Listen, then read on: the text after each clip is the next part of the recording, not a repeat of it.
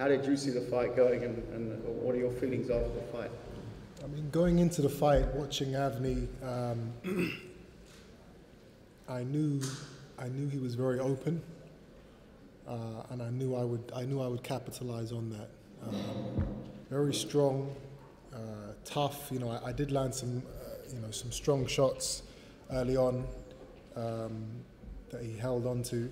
I dropped him in the first round, but after that, I hit him with shots, and I thought, okay, this might be another night like Abraham. But the difference between him and Abraham, one is the experience, and two is the defense. Abraham has an amazing, impenetrable defense. The only thing I could get off with him is the uppercut. With Avni, very open. I knew my hooks would land as long as one lands clear, I knew I'd knock him out, which is what I said before the fight. And yeah, I said that I want to come into this tournament and make a statement. I'm not here to take part. I'm here to take over. I'm here to dominate. I'm here to make statements. It's not enough for me to just come in here and participate. I want to put this tournament and myself on the map, and I want to win that Muhammad Ali trophy. I think you've certainly announced yourself on the scene of the tournament this evening. Senior, you've obviously been involved in and outside the ring now in many great boxing nights. The atmosphere was a hot one. You had a similar atmosphere not so many years ago against Rocky Gianni in Berlin. How did you see your son's performance? How did you see him entering this cauldron of what ultimately was a form of hatred before the fight? I think he got cheered out the ring, which is always a big statement for a sportsman. But how did you see it from the eyes of a former gladiator in the ring? Please take mine. I think this is good enough. Okay, let's see. Two things to say. One is I asked Junior whether he wanted to use the Union Jack to go out with. I said, it may actually be incendiary. It may actually cause trouble because there's a lot of patriotic Turkish people here, and there's been, obviously, as you may have seen in the last few days, a lot of controversy stirred up by one or two people. So I gave him the choice. I said, what do you want to do? Do you want to wear what you're wearing now, what he's wearing now, which is the hoodie, or do you want... Snakeskin. Snakeskin hoodie. I said, do you want to wear the hoodie, or do you want to wear the Union Jack? And like a trooper, he used the Union Jack. I'm very proud of that, because it was his choice. And he knew how volatile the crowd could have been. Okay, that's one. Two, the future is now. Thank you. Thank you, Chris, for your always eloquent words. Ronnie, yeah. Man who's also been around many a big fight, an absolute legend in the training trade. How did you see the fight going? Was it to plan? Did Chris follow the plan that you set out together with Senior? We never sit down on plans. He does his own thing. That's what he is. His father was the same. That's what makes him great. Because you don't install things into him when they've already got it. Eubank Sr. walked in the gym 30 odd years ago, in my gym, and I went well. And the same with him. And I knew he would be a great champion. And I said the same thing to you, Christopher, years ago. I said, your son will be a great, exactly the same. Focused, blinkers on, nothing in the way. He's so stubborn, he's unbelievable. They both were. And with him 7 days a week, I know the kid, he's brilliant. That's all I've got to say. No more to be said. As proven this evening. Yeah. Yeah, I remember you telling me that when we were first discussing Junior entering the tournament, and your words have come very true since. Chris, maybe to Senior and then to Junior, because you were a main actor or a main gladiator in let's say the time of where I grew up with boxing, and that was the days of the Eubanks, the Bens, the Collins. Now we're in an interesting situation. We have a big fight in London, of course, next week, which I'm sure you both will be watching with interest. You know, Groves, Cox, that has the makings, obviously now, of an all-British semi-final. Does he take you back down memory lane before I get to Junior on the sporting side? Is it something that brings up a feeling of these days? I remember, I mean, we're on ITV now again, but those were days when a lot of boxing won a lot of fans, me being one of them. Look, I mean, you know, to go back all those years ago is not really important to what we have here today. When I say the future is now, it is Chris Eubank Jr. I don't see another fighter who holds a candle to him. I just don't. And rather than go and say any more than that, let's leave it for the Groves or Cox fight. And I will say that that fight is not a foregone conclusion.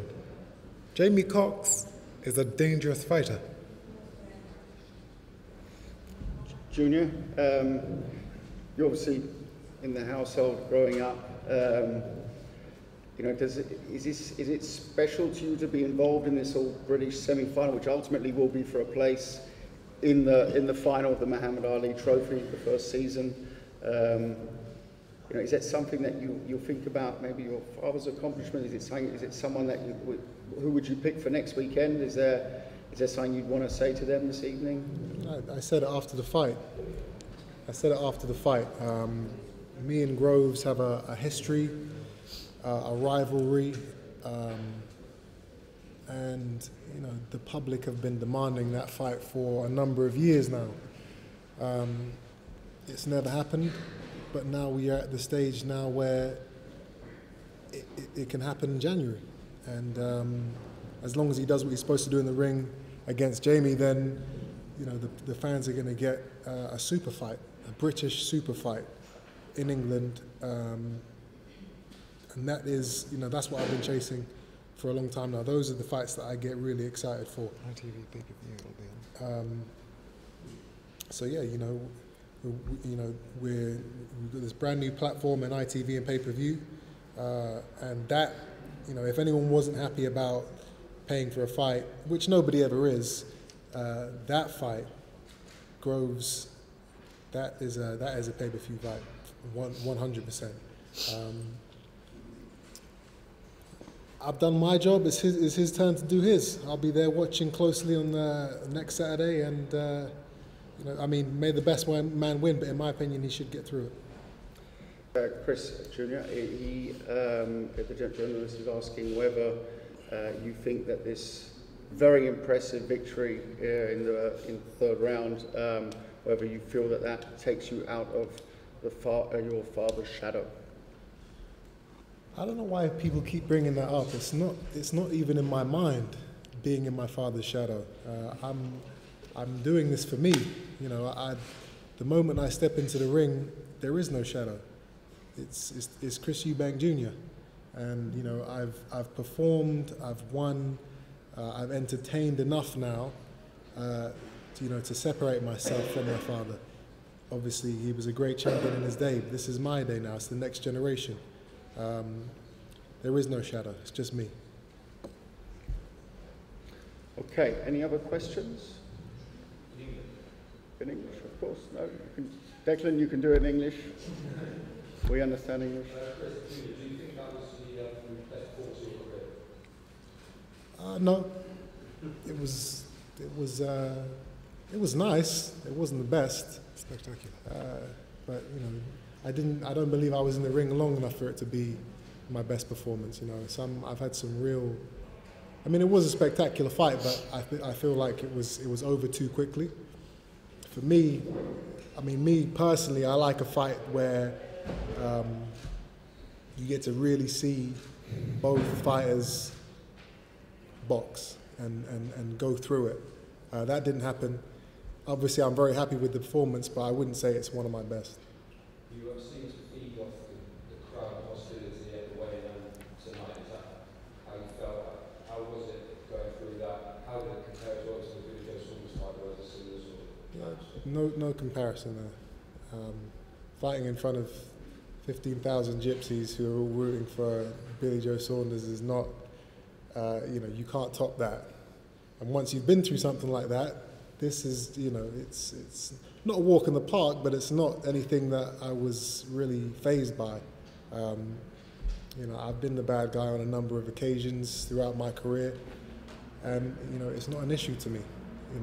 It just makes me laugh because I walk into the ring, and the crowd, people in the crowd are booing and hissing, and someone's trying to throw something, but then I walk out, and those same people, even today, can I take a picture? Can I take a picture? So it's funny. It doesn't mean anything. That it's just, at the end of the day, boxing fans are boxing fans. They if you perform, if you do what you're supposed to do, if you live the life, and you put on great fights for the fans, you can't go wrong, and that's what I did. You told us in writing that after this fight you might think about what you're going to do training-wise. You might go to America for a bit longer. You weren't quite sure. You said you'll be back in the gym tomorrow or Monday. Do you know what you're going to do now? Obviously, it's such a big fight against Rose or Boxer. Going and having part of my training camp in Las Vegas is definitely an option for me. Training with Floyd and his father. Well, Floyd's retired now, so training with Floyd Sr. Out there, it's great. It's a melting pot of great fighters, so it would be a good thing for me to go out there and spend some time. But my base will always be in England. Obviously, this is an all-British affair that will be in the semi-finals. I can't wait. And yes, I'll be in the gym tomorrow. You can check my Instagram and Facebook if you don't believe me. So just one more, is there any worry about what's happening in Las Vegas before or after that? No, it's that's a very extremely unfortunate event. I was there, a couple of weeks before that, but the prayers are with the family and the victims. But that's something obviously that I haven't been focusing on. I've been fighting. Dieses Viertelfinale, war es für Chris schon sowas wie das vorweggenommene Finale? Und zweite Frage, wenn man im Halbfinale ist, darf man ja schon ein bisschen ins Finale schieben, den Sieg, der 10 Millionen US-Dollar bringt. Was würden Sie mit dem Geld machen, mit 10 Millionen US-Dollar? So, was that quarterfinal already like a final for you from the atmosphere? And if you going to win on the Ali Trophy, winning the $10 million, do you already know what you're going to spend them on? For me, this is not about money. This is about belts, this is about respect, this is about legacy, this is about solidifying my name into boxing history. Yes, it's very wonderful that there's a large prize money involved in the tournament, but I would have been in this tournament anyway if there wasn't. There are belts and there's trophies to be had, and that's what I've been chasing my entire career. And to what he's just said,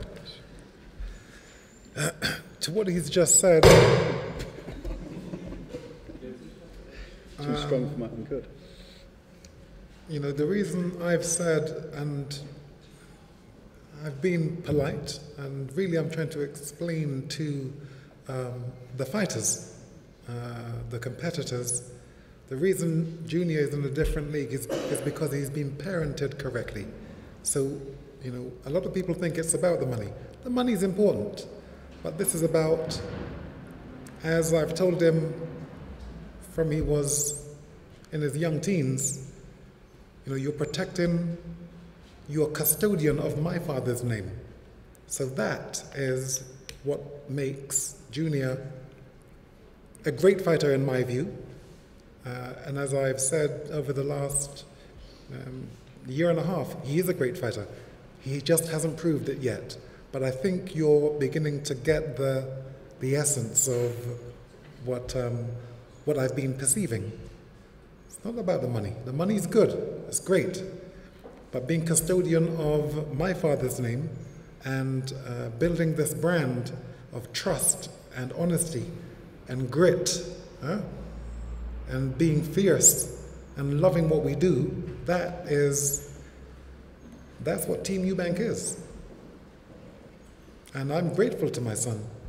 I tried to do it during my career, but there were one or two obstacles in my way. What I've been able to do is clear them so my son can actually have a fair playing field. And it looks like we've got that with who? None other than the World Boxing Super Series. It is a fantastic tournament. Thank you. Can you talk about how you might train and strategize for what will be the next race, so Groves or Cox and potentially Callum Smith in the final weekend? We have to wait and see who wins, but I know Groves. I sparred many rounds with Groves over the years. I know what he is. Obviously, I'm not going to tell you what I'm going to be doing, but I'm very comfortable in the knowledge of what's happened in the past and what will happen in the future when we get into the ring.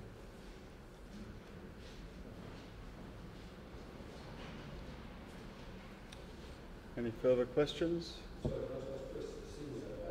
understand that you were given an honorary sergeant, you had an honorary sergeant by the police force.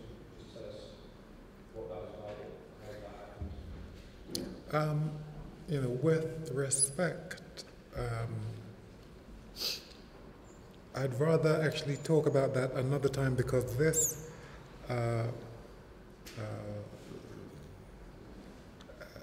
story, I don't want to detract from what was a thing of beauty today in the ring with Junior. Why would I want to detract from that? I mean, so let's keep it focused on George Groves and Jamie Cox. Junior will be there next week. We are, strike that. He is fierce, relentless, hungry. He is, we need to actually prove what we've been saying, I've been saying all these 2-3 years, with all these lies disseminated about Team Eubank, that we don't sign contracts. We've been given an unfair ride. And who came along? Camosa and the World Boxing Super Series, which actually gives us the ability to prove that we are what you actually all know. We're real. Okay? We like pain. Pain is comfortable for us. It's where we live. We like injury. We love the idea of Rocky. We think it's romantic, to be tough, to be able to take punishment, and even in defeat, to lose with dignity. And in victory, to win with consideration, as you saw tonight, proved by Junior. So we are in love with what we do. It's you know what they say. If you love your work, you'll never work another day in your life. And that's how we are in this field of hard knocks. It's a beautiful thing. It's a beautiful thing.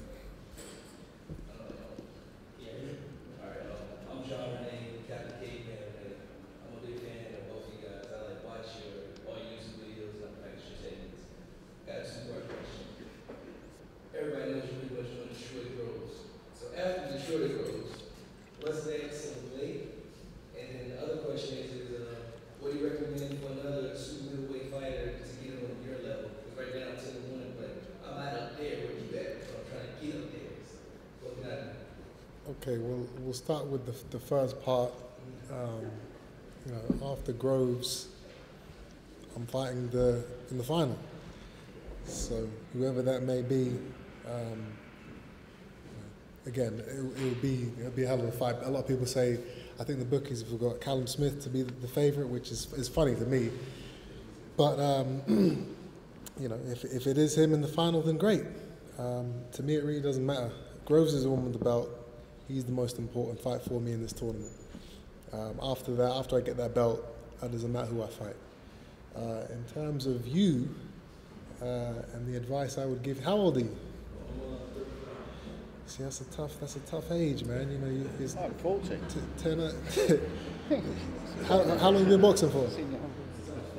Since you were 5. You only had 10, 11 fights. 11 professional fights. Okay. What's your record? 10 wins and 1 loss.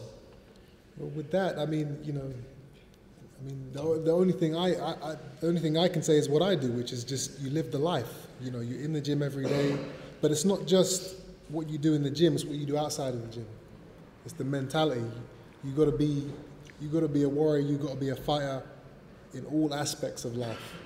You know, boxing is not about, you know, going to the gym once or twice a day and then after that you forget about it and you go and do what everybody else does. You got to be disciplined throughout your entire career. Otherwise, you mess up, you slip up. You have to have a championship mindset in every aspect of what you do. That's what I'd say to you. You know, everybody says, yeah, you got to train hard, but you got to think right too. What he didn't tell you is as follows. If you want to be able to connect the dots, you need to speak to me. Huh? Warriors Code. The Warriors Code.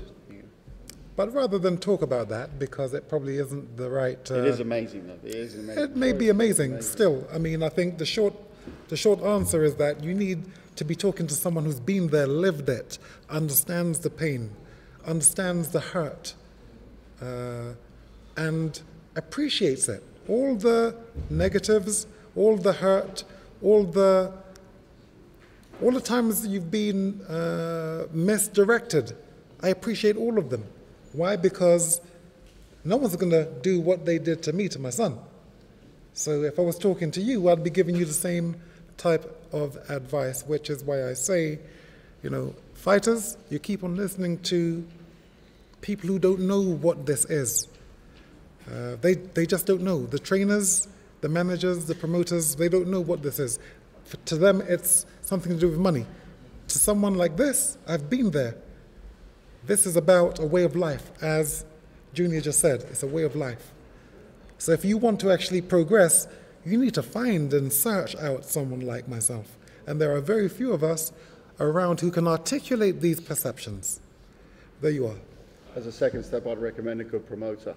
On that note, I would like to ask any more questions this evening.